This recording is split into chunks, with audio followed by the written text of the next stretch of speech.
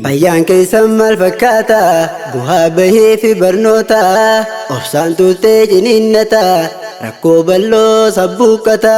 rabbirraa harkattee tabaata michuu wantooroo laayina bagattinuun gira madaana cufamtee huulaan jaannamii ulaaleen jannataa bana wajjinuna yaa rabbana waggaa kanaaf kaan jeddu lammii wanni garree hedduu waaniin harkuu qoggammadu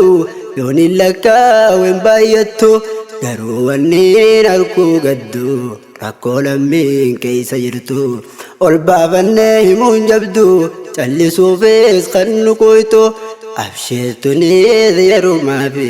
wakkatti naftu abshirtuni yarumaa fi wakkatti naftu tola keetii yaa rahmaani nurra naannaawe waggaani dhufe jiini ramadaani bagatti geenye hundaani rabbiyyanaasi wargee Abduraniif jannata keessan shamarran diini asi walge yaaraman qabneef firdawsi keessan abboota diini asi walge